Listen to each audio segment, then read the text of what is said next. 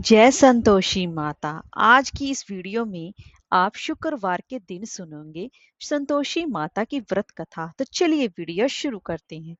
एक बुढ़िया थी, उसके 7 बेटे थे। 6 कमाने वाले थे जबकि एक निकम्मा था।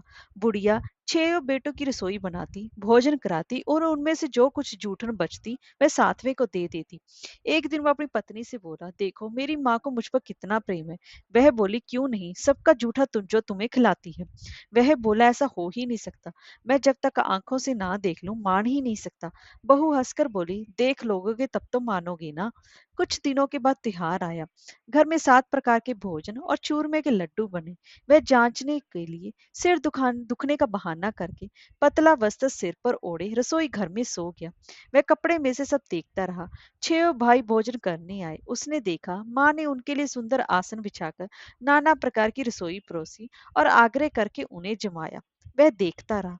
6 भोजन करके उठे तब माँ ने उनकी जूठी थालियों में से लड्डुओं के टुकड़े उठाकर एक लड्डू बनाया। जूठन साफ कर बुढ़िया माँ ने उसे पुकारा, बेटा 6 भाई भोजन कर गए, अब तू ही बाकी है, उठ, तू कब खाएगा। वह कहने लगा, माँ मुझे भोजन नहीं करना, मैं अब प्रदेश जा रहा हूँ। माँ ने कहा, कल जाता हो तो आज चला जा। वह बोला, हाँ आज ही जा रहा हूँ। यह कहकर वह घर से निकल गया। चलते चलते समय पत्नी की उसे याद आई।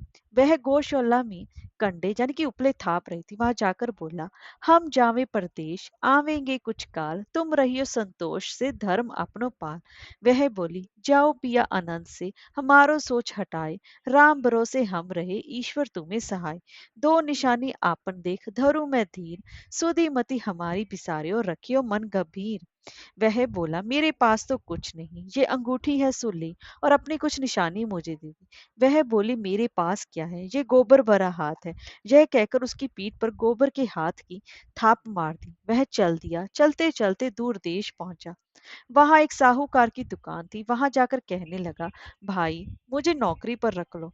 साहूकार को जरूरत थी, बोला, रह जा। लड़के ने पूछा, तनख्वाह क्या दोगे। साहूकार ने कहा, काम देखकर दाम मिलेंगे। साहूकार की नौकरी मिली। वह सुबह 7 बजे से लेकर रात के 10 बजे तक नौकरी करने लगा। कुछ दिनों में दुकान का सारा लेन देन, हिसाब किताब, ग्राहकों को माल बेचना, सारा काम करने लगा। साहूकार के 7-8 नौकर थे। वे सब चक्कर खाने लगे, ये तो बहुत होशियार बन गया। सेठ ने भी काम देखा और 3 महीने में ही उसे आधे मुनाफे का हिस्सेदार बना लिया। वह कुछ वर्ष में ही नामी सेठ बन गया और मालिक सारा कारोबार उस पर छोड़कर चला गया। इधर उसकी पत्नी को सास ससुर दुख देने लगे। सारी गृहस्थी का काम करा के उसे लकड़ी लेने जंगल में भेजे। इस बीच घर के आटे से जो भूसी निकलती उसकी रोटी बनाकर रख दी जाती और फूटे नारियल की नारेली में पानी। एक दिन वह लकड़ी लेने जा रही थी।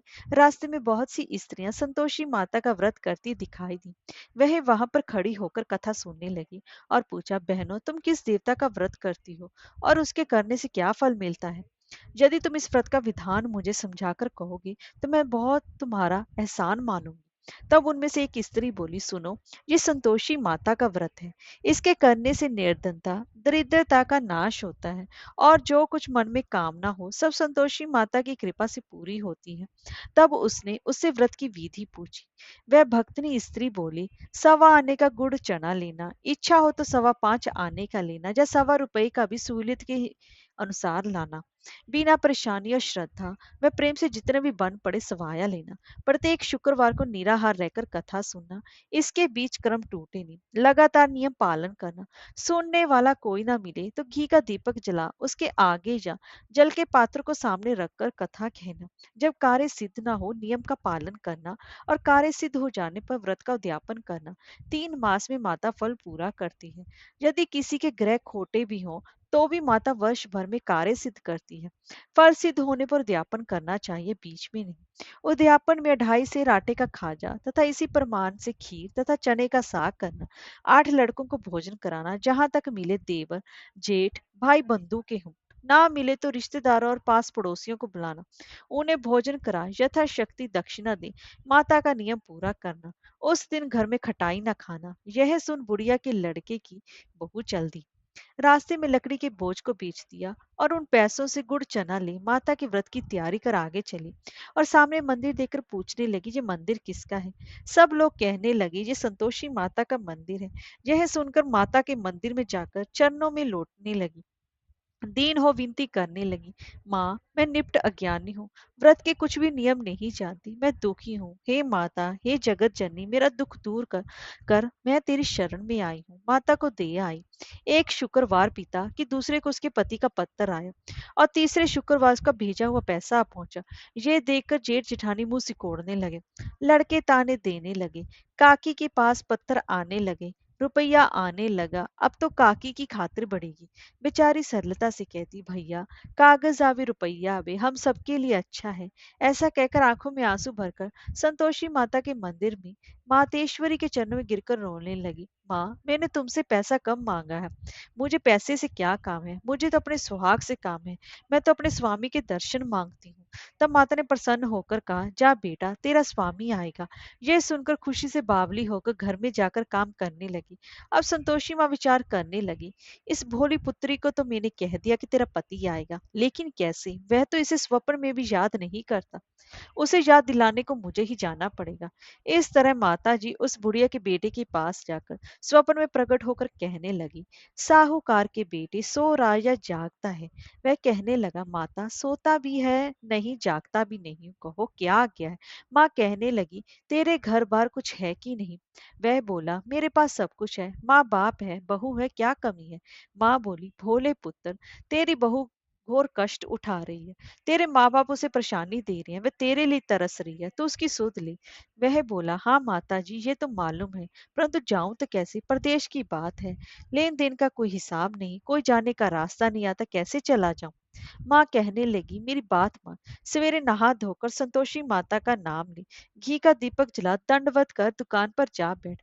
देखते देखते सारा लेन देन चुक जाएगा, जमा का माल बिक जाएगा, सांझ होते होते धन का भारी ढेर लग जाएगा।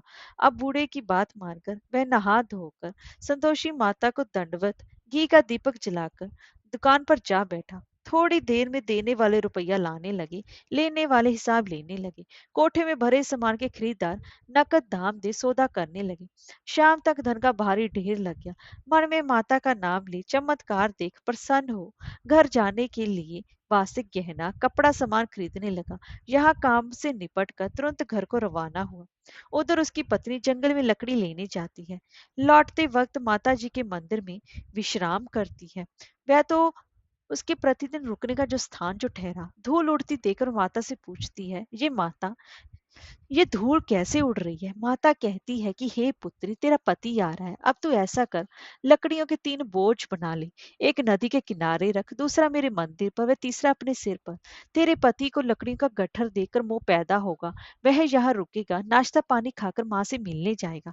तब तू लकड़ियों का बोझ उठाकर जाना और चौक में गट्ठर डालकर जोर से आवाज लगाना, लो सासू जी, लकड़ियों का गट्ठर लो, भूसी की रोटी दो, नारियल के खेपड़े में पानी दो, आज मेहमान कौन आया है? माता जी से बहुत अच्छा कहकर वह प्रसन्न मन से लकड़ियों के 3 गट्ठर बनाई, एक नदी के किनारे पर और एक माता जी के मंदिर पर रखा। इतने में मुसाफिर आ पहुंचा। सूखी लकड़ी देखकर उसकी इच्छा उत्पन्न हुई कि हम यहीं पर विश्राम करें और भोजन बनाकर खा पीकर गांव जाएं। इसी तरह रुककर भोजन बना, विश्राम करके गांव को गया, सबसे प्रेम से मिला। उसी समय सिर पर लकड़ी का गट्ठर लिए वह उतावली सी आती है, लकड़ियों का भारी बोझ आंगन में डालकर जोर से 3 आवाज देती है, लो सासू जी, लकड़ियों का गट्ठर लो, भूसी की रोटी दो, आज मेहमान कौन आया है? यह सुनकर उसकी सास बाहर आकर अपने दिए हुए कष्टों को भुलाने हो तो कहती है, बहू, ऐसा क्यों कहती है? तेरा मालिक ही तो आया है, आ बैठ, मीठा भात का, भोजन कर, कपड़े गहने पहन। उसकी आवाज सुनकर उसका पति बाहर आता है, अंगूठी देकर व्याकुल हो जाता है, माँ से पूछता है, माँ, ये कौन है? माँ बोली, बेटा, ये तेरी बहू है, जब से तू गया है तब से सारे गांव में भटकती फिरती है, घर का काम काज कुछ करती नहीं, 4 पैर खाकर आकर खा जाती है। वह बोला, ठीक है माँ, मैंने इसे भी देखा और तुम्हें भी। अब दूसरे घर की ताली दो, उसमें रहूंगा। माँ बोली ठीक है, जैसी तेरी मर्जी।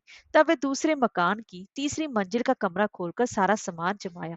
एक दिन में राजा के महल जैसा ठाट बाट बन गया। अब क्या था, बहु सुख भोगने लगी। इतने में शुक्रवार आया। उसने पति से कहा, मुझे संतोषी माता के व्रत का उद्यापन करना है। पति बोला, खुशी से कर लो। वह उद्यापन की तैयारी करने लगी। जेठानी के लड़कों को भोजन के लिए कहने की उन्होंने मंजूर किया, परंतु पीछे से जेठानी ने अपने बच्चों को सिखाया, देखो भोजन के समय खिटाई मांगना, जिससे कि उसका अध्यापन पूरा ना हो। लड़के जीमने आए। खीर खाना पेट भर खाया, परंतु बाद में खाते कहने लगे, हमें खटाई दो। खीर खाना हमको नहीं पाता, देख कर अरुचि होती है। वह कहने लगी, भाई खटाई किसी को नहीं दी जाएगी, ये तो संतोषी माता का प्रसाद है। लड़के उठ खड़े हुए बोले, पैसा लाओ। भोली बहू कुछ जानती नहीं थी, उन्हें पैसे दे दिए। लड़के उसी समय हट करके इमली खटाई ले खाने लगे। यह देखकर बहू पर माता जी ने कोप किया। राजा के दूत उसके पति को पकड़कर ले गए। जेठ जेठानी मनमाने वचन कहने लगे, लूट लूट कर धन इकट्ठा कर लाया है, अब सब मालूम पड़ जाएगा, जब जेल की मार खाएगा। बहू से ये सब कुछ सहन नहीं हुआ। रोती हुई माता जी के मंदिर की कहने लगी कि हे माता, तुमने क्या किया। हंसाकर अब भक्तों को रुलाने लगी। माता बोली, बेटी तूने अध्यापन करके मेरा व्रत भंग किया है। वह कहने लगी, माता मैंने कुछ अपराध किया है। मैंने तो भूल से लड़कों को पैसे दे दिए थे, मुझे क्षमा करो। मैं फिर तुम्हारा अध्यापन करूंगी। माँ बोली, अब भूल मत करना। वह कहती, अब भूल नहीं होगी, अब बताओ वे कैसे आएंगे। माँ बोली, जा पुत्री, तेरा पति तुझे रास्ते में आता मिलेगा। वह निकली, राह में पति आता मिला। वह पूछी, कहाँ गए थे। वह कहने लगा, इतना धन जो कमाया है उसका टैक्स राजा ने मांगा था, वह भरने गया था। वह प्रसन्न हो बोली, भला हुआ, अब घर को चलो। कुछ दिन बाद फिर शुक्रवार आए। वह बोली, मुझे फिर माता का अध्यापन करना है। पति ने कहा, करो। बहू फिर जेठ के लड़कों को भोजन करने को कहने गई। जेठानी ने एक दो बातें सुनाई और सब लड़कों को सिखाने लगी, तुम सब लोग पहले ही खटाई मांगना। लड़के भोजन से पहले ही खाने कहने लगे, हमें खीर नहीं खानी, हमारा जी बिगड़ता है, कुछ खटाई खाने को दो। वह बोली, खटाई किसी को नहीं मिलेगी, आना है तो आओ। वह ब्राह्मण के लड़के लाकर भोजन कराने लगी। यथाशक्ति दक्षिणा की जगह एक एक फल उन्हें दिया। संतोषी माता प्रसन्न हुई। माता की कृपा होते ही 9वें मास में उसके चंद्रमा के समान सुंदर पुत्र प्राप्त हुआ। पुत्र को पाकर प्रतिदिन माता जी के मंदिर को जाने लगी। माँ ने सोचा, ये रोज आती है, आज क्यों ना इसके घर चलूं। यह विचार कर माता ने भयानक रूप बनाया। गुड़ चने से सना मुख, ऊपर सूंड के समान होठ, उस पर मक्खियां भिन बिना रही थी। डेली पर पैर रखती उसकी सास चिल्लाई, देखो रे कोई चुड़ैल डाकिन चली आ रही है, लड़को इसे भगाओ नहीं तो किसी को खा जाएगी। लड़के भागने लगे, चिल्लाकर खिड़की बंद करने लगे। बहू रोशनदान में से कुछ देख रही थी। प्रसन्नता से पगली बंद चिल्लाने लगी, आज मेरी माता जी मेरे घर आई है। वे बच्चे को दूध पीने से हटाती है। इतने में ही सास का क्रोध फट पड़ा। वह बोली, क्या उतावली हुई है, बच्चे को पटक दिया। इतने में माँ के प्रताप से लड़के ही लड़के नजर आने लगे। वह बोली, माँ मैं जिसका व्रत करती हूँ ये संतोषी माता है। सबने माता जी के चरण पकड़ लिए और विनती कर कहने लगे, हे माता, हम मूर्ख हैं, हम अज्ञानी हैं, तुम्हारे व्रत की विधि हम नहीं जानते। व्रत भंग कर हमने बड़ा अपराध किया है। जग माता, आप हमारा अपराध क्षमा करो। इस प्रकार माता प्रसन्न हुई। बहू को प्रसन्न हो जैसा फल दिया, हे संतोषी माता वैसे ही सबको देना। कहानी कहने वाले और सुनने वाले की सभी की मनोकामनाओं को पूर्ण करना। जय हो संतोषी माता की।